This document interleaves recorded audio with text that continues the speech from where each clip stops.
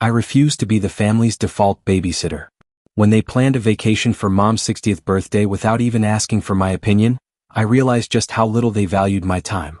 At 27, I've spent the last 5 years building my career as a manager at Preston Technologies, one of Austin's fastest-growing tech companies. While my younger sisters were having children, I was climbing the corporate ladder. I love my job, but sometimes I wonder if I missed something along the way. No husband. No kids. Just me in my corner office overlooking downtown Austin. It was a normal Tuesday morning when my phone rang. Lauren, 25, my youngest sister, was calling. "Hey Ash, got a minute?" she asked, her usual bubbly tone coming through the speaker. "Sure, what's up?"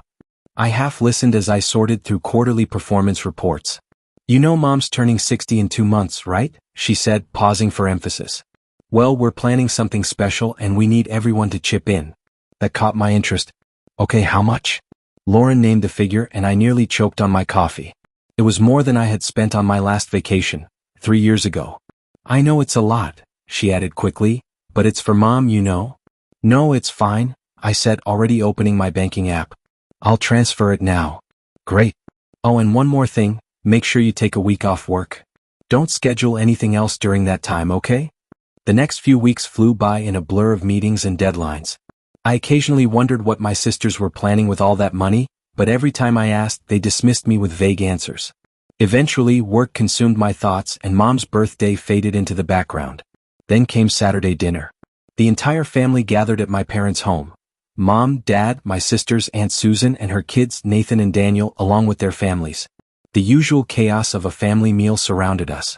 Dad told his same old jokes about Texas football, Mom fussed over everyone's plates, and my sisters whispered about something secretively. That's when Lauren dropped the bomb. She pushed her grilled asparagus around her plate, feigning casualness. "So, we've finally organized everything for Mom's birthday. We're spending a week at Mountain Pine Resort in Colorado." The table erupted in excitement. Mom beamed, Dad started planning ski trips, and my sisters debated which slopes to try. I blinked. Why didn't anyone tell me earlier? I don't even have a ski suit, and there's barely any time to get one now. The table fell silent. Mom cleared her throat and my stomach dropped. That tone. The one she used when she was about to ask me for a favor she knew I couldn't refuse. "Actually, honey," she began carefully, "we were hoping you could do us all a huge favor and watch the kids while we're there." I scanned the table, waiting for someone to laugh, to say it was a joke. But the silence stretched on, broken only by the clink of cutlery against plates. "You want me to watch the kids?" I finally asked. "All 5 of them?" My mind started tallying automatically. Lauren's toddler Noah, Isabella's baby Lily, Nathan's twins Lucas and Anna, and Daniel's son Leo. 5 kids. All under the age of 7. "Well, you're so good with them," Mom said, as if that explained everything. "They love their Aunt Ashley." I looked around the table again, still expecting someone to say, "Just kidding." But there was nothing. Just expectant faces waiting for my usual yes. "That's not fair," I heard myself say, my own voice sounding foreign. "I want to celebrate with everyone too. It's Mom's birthday." Isabella, my middle sister, sighed and set down her fork. "Come on, Ashley. You'd be bored there anyway. It'll be loud and crowded." "Bored?" I echoed. "How would you know if I'd be bored?" She exchanged a glance with Lauren. "You're great with the kids," Lauren added. "They adore you. And let's be honest, you don't need a break from family life like the rest of us do." My chest tightened. "What's that supposed to mean?" Lauren's tone turned condescending. "She just means you don't have a husband or kids to escape from like we do. We need a break. You understand, right?" The green beans on my plate blurred as I blinked away tears. I would not give them the satisfaction of seeing me cry. Instead, I pushed my chair back and stood. "Ashley," Mom said, her voice carrying concern, but not enough concern to stop me. I grabbed my purse from the counter and headed for the door. No one stopped me. No one called out. The only sound was Mom's voice drifting from the dining room. "Don't worry. She'll be upset at first, but she'll come around. She always does." Their voices faded behind me, already moving on to talk about ski slopes and winter gear. The crisp night air stung my face, clearing my head. 10 years. 10 years of being the responsible one, the reliable one, and this was my reward. The worst part wasn't the babysitting request. It was how casually they assumed I would say yes. They planned everything without me. Used my money, my time, my vacation days, without even asking. I spent half the night pacing around my downtown apartment, replaying every family meal, every holiday, every time I sacrificed my plans for someone else's. At 16, I cooked dinner while Mom helped Isabella with homework. At 18, I canceled a spring break trip to babysit Lauren so my parents could go on a weekend getaway. At 21, I worked 2 jobs in college so Isabella could afford her prom dress. Ashley, can you watch Noah for a few hours? Lauren's voice echoed in my mind. Ashley, would you mind taking the twins for the weekend? Nathan's familiar request rang out. I had always said yes. Even when I had early meetings. Even when I was exhausted from my own job. Because I took pride in being dependable, the perfect daughter.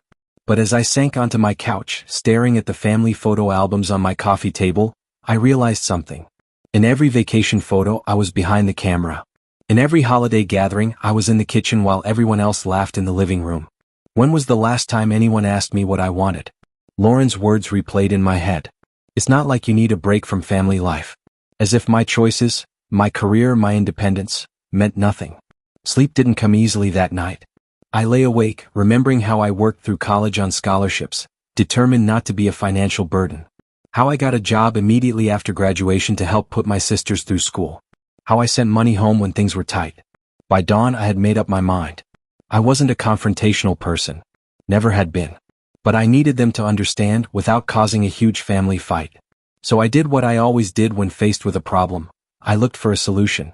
I waited until a reasonable hour on Sunday morning, then picked up my phone. Mom answered on the 3rd ring. "Hi, sweetheart," she greeted me. "Hi, Mom," I said, keeping my voice steady. "I've been thinking about the resort trip. I actually have a solution." "Oh. I'll pay for a professional babysitter for all 5 kids. That way, everyone can enjoy the trip together." Silence. It stretched just a little too long. Finally, Mom spoke, her voice suddenly tense. "That won't work, Ashley. I can't trust a stranger with our children. They are used to you." Mom's words echoed in my ears as I gripped the phone tighter. "Mom, I want to be a part of the celebration too," I said, trying to stay calm. "I could find a great babysitter, one with excellent references." "You're not exactly a social butterfly," she interrupted, her tone clipped. "You probably feel uneasy with all the noise and commotion regardless. The kids will keep you occupied and you'll enjoy spending time with them. It's ideal for everyone." Before I could respond, the call ended with a sharp click. I sat there, phone still pressed against my ear, stunned. She hadn't even bothered to say goodbye. And that's when it hit me, this wasn't just about a vacation. This was years of being taken for granted. Years of being the default caregiver, the reliable one, the afterthought. They never asked. They just assumed. Because I always said yes. Maybe it was time to prove them wrong. My phone buzzed again. Lauren's name flashed across the screen. "How dare you," she spat before I could even say hello. "Mom just told me about your little proposal. Hiring a babysitter? Are you trying to ruin everything?" I sat up, her fury catching me off guard. "Lauren, I'm trying to find a solution that works for everyone." "We have a solution," she snapped. "Everything is planned, Ashley. The resort is booked. The activities are set. And now you're throwing a fit, trying to change everything at the last minute." The accusation landed like a slap. Am I being selfish for wanting to celebrate Mom's birthday with her? I countered. "Yes," she shouted. "You are being selfish. We planned this for weeks. Everyone is excited. And now, because you can't do one thing for your family, you're willing to ruin it for everyone? If you spoil Mom's birthday, don't talk to me again, Ashley." "I mean it." The call ended. I stared at my phone in disbelief. Then another buzz. This time, a text from Isabella. "Family sticks together. We help each other. Remember how I covered your work event last year when you were sick? The kids adore you. Why can't you just stop being resentful and think about what's best for the family?" My hands trembled as I typed back. A real family doesn't take advantage of each other. A real family respects each other's time. A real family doesn't manipulate or guilt trip their own. The 3 dots appeared. Then disappeared. Then appeared again. But no reply came. And that's when something in me changed. They had planned this all along. While I was working late nights. While I was babysitting their kids. While I was being the perfect daughter and sister. They were quietly arranging their dream vacation, using my money, my time, and my absence as a given. And now that I wasn't playing along, they were scrambling to pull me back in, with guilt, threats, and emotional blackmail. But something peculiar happens when you finally see manipulation for what it is. Suddenly, everything is crystal clear. I felt lighter than I had in years. The shame that had weighed me down was replaced with something else.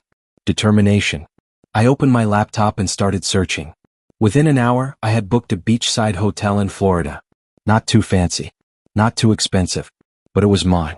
And for the first time in my life, I was choosing me. The balcony overlooked the endless ocean, and the hotel was within walking distance of everything I could possibly need. For the first time in years, I had planned something entirely for myself. No obligations. No compromises. I even splurged on a first-class ticket. After all, I had plenty of money, considering I wouldn't be spending a dime on ski rentals or winter gear. The days leading up to my departure were eerily quiet. My family had gone silent. No calls. No guilt-tripping texts. They likely assumed I was at home, dutifully preparing for a week of babysitting, buying snacks, arranging activities, making sure everything was perfect. The thought made me grin. Instead, I packed swimsuits and summer dresses, checked the Florida weather forecast, and let myself breathe. Going somewhere warm in the middle of winter? My coworker Janet asked as she caught me scrolling through images of my hotel. Sometimes you have to do something unexpected, I said, and to my surprise it felt amazing to say it out loud. On the morning of my flight, I took one last look around my apartment. Everything was spotless, out of habit I suppose. The fridge was empty, the doors locked, everything in its proper place. Except this time I wouldn't be available to answer desperate phone calls. As I headed to the airport, my phone buzzed. Aunt Susan. The kids are really excited to spend time with their favorite aunt. Don't disappoint them. For a fleeting second, guilt stirred inside me. Then I remembered, they had sat at that dinner table, smiling, nodding, planning a trip without me, assuming I'd just go along with their plan. The guilt evaporated. More messages poured in. Nathan sent a detailed schedule of the twins' medications and allergies. Sophia listed their favorite snacks and activities. Daniel reminded me that Leo needed his special blanket for naps. Every single one of them had assumed I was on board. At the gate, another text came through. We're counting on you, Ashley. The kids are already packed. Don't forget Noah's stuffed dinosaur for bedtime. I left detailed instructions about Lily's feeding schedule. I exhaled. Then, without hesitation, I powered off my phone and slipped it into my bag. No social media. No emails. No last-minute guilt trips. Just me, the beach, and a full week of freedom. As the plane took off, I stared out the window, imagining the chaos that would unfold when they arrived at my empty apartment. I felt bad for the kids. None of this was their fault. But maybe, just maybe, it was time for their parents to finally step up. For the first time in my adult life, I was choosing me. And surprisingly, it felt right. Update 2. The moment I stepped off the plane, the warm Florida air wrapped around me like an embrace. Palm trees swayed in the breeze, and even from the airport, I could smell the salty ocean air. My hotel was even better than the photos. The suite was spacious, the balcony opened up to a breathtaking view of the endless blue horizon, and the sound of waves crashing against the shore filled the air like music. That first afternoon, I kicked off my shoes and walked barefoot along the beach. And for the first time in years, I felt light. The warm sand squished between my toes as I strolled along the shoreline, the waves lapping at my feet. When was the last time I did something like this? When was the last time I lived a moment just for myself? I spent my days swimming in the hotel pool, reading a book without interruptions, and eating dinner at a quiet seaside restaurant. No one needed me to cut up their food or clean up spilled drinks. I watched the sunset from my balcony, sipping a glass of wine without a single thought about bedtime routines or morning schedules. On my final morning in Florida, I savored my last minutes of peace. I knew I'd have to turn my phone back on eventually, to face whatever chaos had erupted in my absence. But I wasn't prepared for what I found. The moment my phone powered up, it exploded with notifications. Texts, voicemails, missed calls, hundreds of them. The timestamps revealed they had started exactly 1 week ago, early in the morning. My hands trembled slightly as I scrolled through the first messages. Lauren, where are you? We're outside your house. Emma, Ashley, open the door. The kids are getting restless. Nathan, hey, we brought Lucas and Anna like planned. Are you home? Daniel, Ashley, what's going on? Leo's asking for his aunt.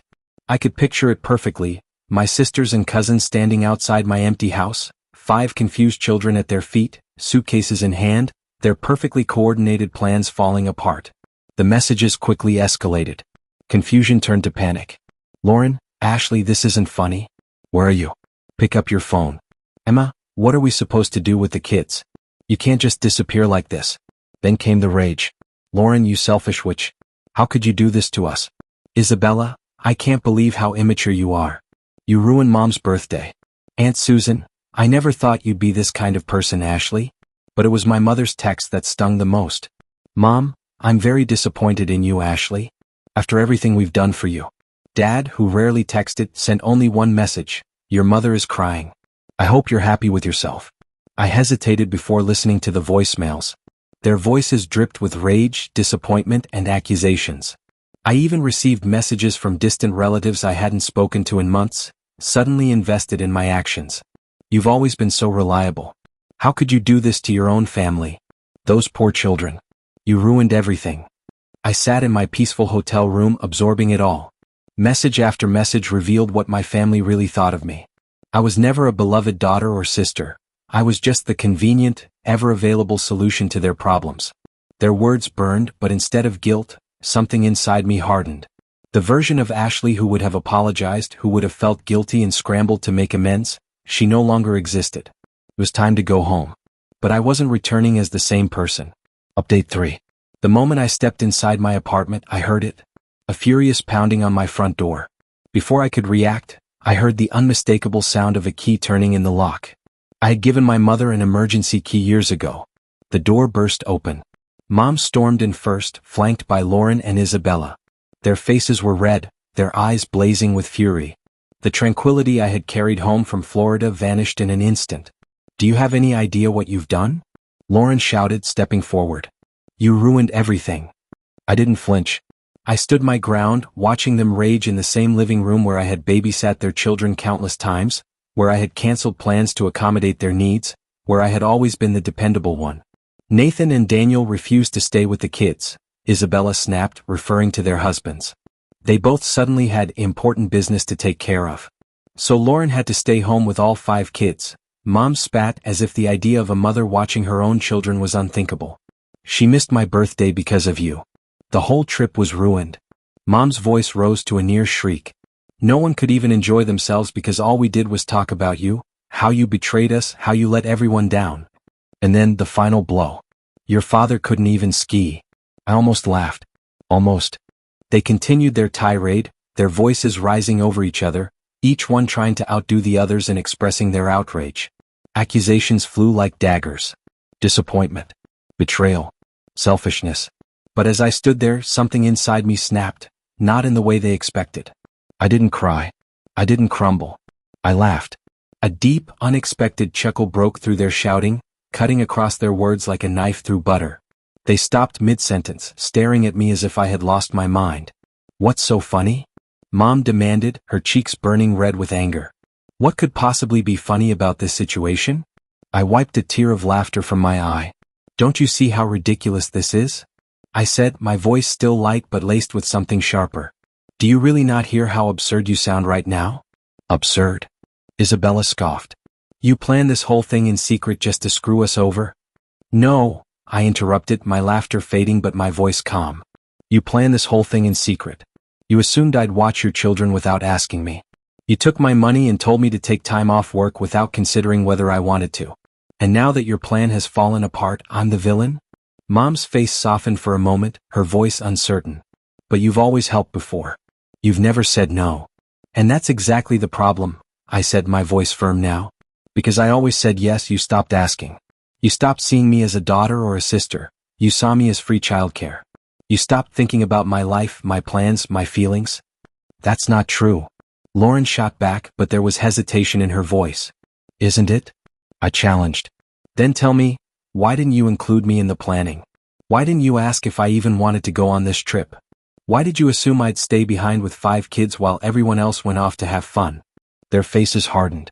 You're being selfish, Mom said coldly. You ruined my birthday. You hurt your sisters. You disappointed the children. This is not how I raised you. I took a deep breath. No, Mom.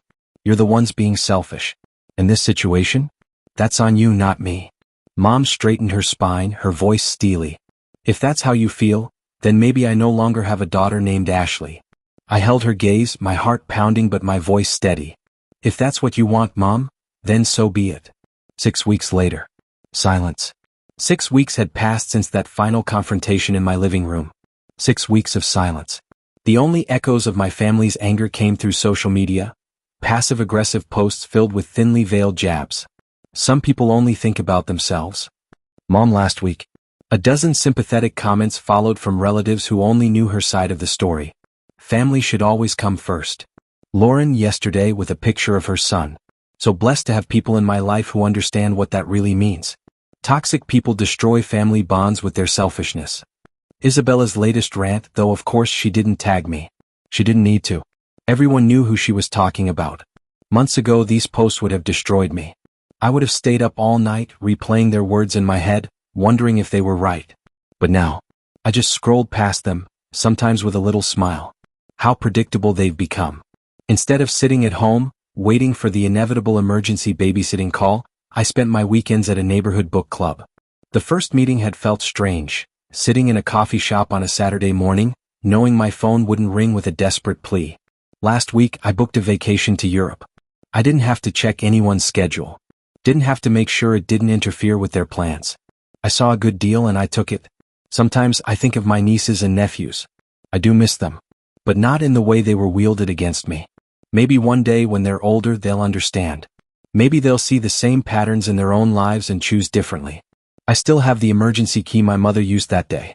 I should send it back. But every time I think about it, something stops me. Maybe a small part of me hopes that one day they'll get it.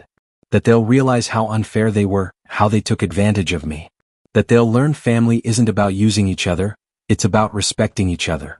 But I'm not waiting for that day anymore. I'm not putting my life on hold, hoping for an apology or understanding. For the first time in my life, I'm putting myself first. And it feels right. Yesterday, I quietly removed myself from the family group chat. No announcement. No explanation. Just gone. Some might call it selfish. My family certainly does. But I've learned something. There's a difference between being selfish and having self-respect.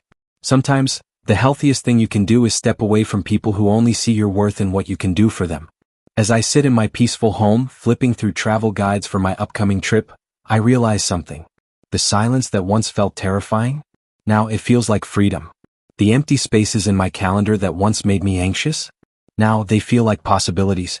I'm not just the dependable aunt, the perfect daughter, the helpful sister anymore. I am Ashley.